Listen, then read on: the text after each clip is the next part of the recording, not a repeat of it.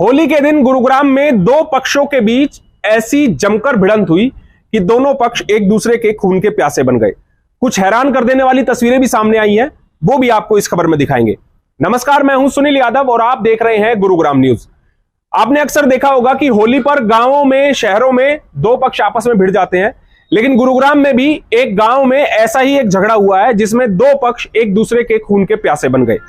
विवाद केवल इतना सा था कि होली के दिन शराब पी रहे कुछ युवकों को एक पक्ष ने डांट दिया, उनको वहां से भगा दिया। इसके बाद दोनों पक्षों की आपस में खूनी झड़प हो गई।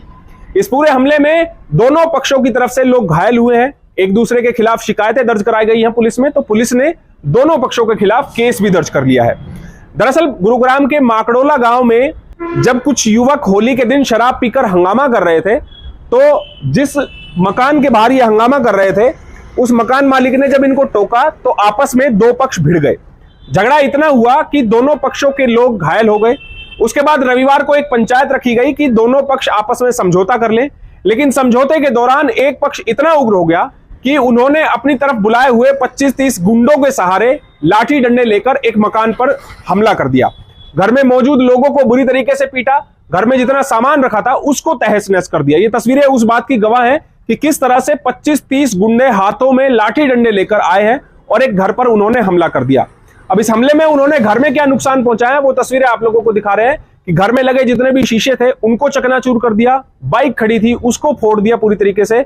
इसके अलावा जो घर में बाकी सामान था, चाहे वो किचन में सामान रखा हो, फ्रिज हो, इन्वर्टर हो, सभी सामान में इन्होंने तोड़फोड़ की और मौके से फरार भी हो गए। एक पक्ष से हमारी संवाददाता आशी राजपूत ने बात की है। क्या इनका कहना है, किस वजह से झगड़ा हुआ, वो आपको सुनवाते हैं।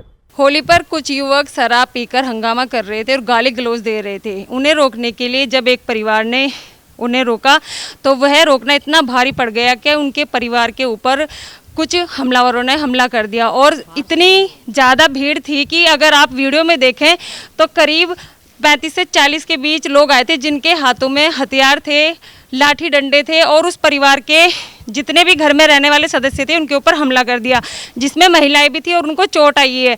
आइए उन्हीं से जानते कि आखिर ये पूरा मामला क्या है और कैसे, किस बात को लेकर कहा सुनी हुई कि हमला इतना बढ़ गया कि घर वालों के ऊपर इस कदर हमला करा। भाई साहब, आपका नाम बताइए। मेरा नाम करमपाल है जी। कल भैया ये क्या घटना थी और कौन लोग थे?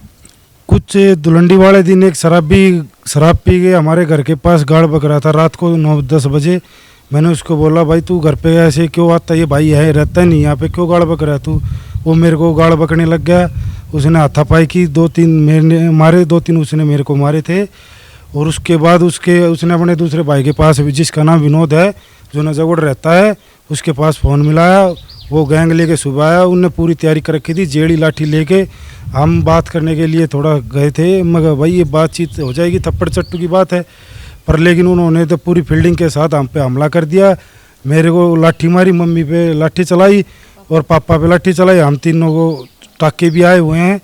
और उसके बाद हमने बचाव में कुछ उनको भी चोट आई है। उसके लिए हमने कल मतलब क्या सोमवार था, कल संडे को हम चौकी में गए फैसले के लिए। 2-3 बंदे उनके चोट आई है, 3-4 बंदों का हमें आई है।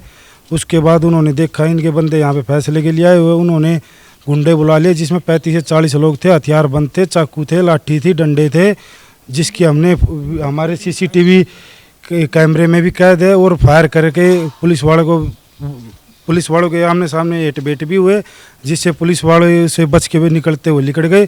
कुछ 8-10 बंदे जो गांव के बीचों बीच पैदल भी भाज के गए हैं, जिसमें विनोद MN और ये जीते का ये लोकेश है, और जो ये इसके इंद्रजीत है, और ये सुनील है, वो करमवीर है। वो इनके घर के 8-10 और आदमी हैं, और बाहर के वो अज्ञात लोग हैं। उनके खिलाफ हम तो ये चाहते हैं सख्त से सख्त कार्रवाई हो। ऐसे हमारा जीर्ण हम रात से बहुत डरे हुए हैं, और हमारी घरवालों की लेडीज़ जो थी घर पे, उन पे हमला किया हुआ है। एक लेडीज़ के हाथ पे लगी हुई है और एक के 2-3 कमर में मारे हैं। फ्रीज ऐसी, वो फ्रीज, इन्वर्टर, शीशे भी से बहुत नुकसान किया है। आप बताइए कि जब हमला हुआ था आप उस वक्त घर में मौजूद थे, तो कितने लोग आए थे? उस टाइम 30 से 40 लोग थे। उस टाइम मैं घर में थी और ये हमारे परिवार में से फैसले के लिए जा रहे थे, और उन्होंने पीछे से आके गुंडे बुलाकर हमारे ऊपर ड्रिंक वगैरह की हुई थी, और उन्होंने बहुत बदतमीजी भी की है, बहुत ज़्यादा, और उन्होंने चोरी भी की है। और घर में से क्या क्या चोरी हुआ है? गुड़िया थी उसको आगे किया है। मैंने बहुत रिक्वेस्ट की, भाई मत मारो मत मारो, मैं रोने लग गई। तब एक साथ में मेरी जिठानी थी, उसके हाथ पे लगी है, उस पे डंडा मारा।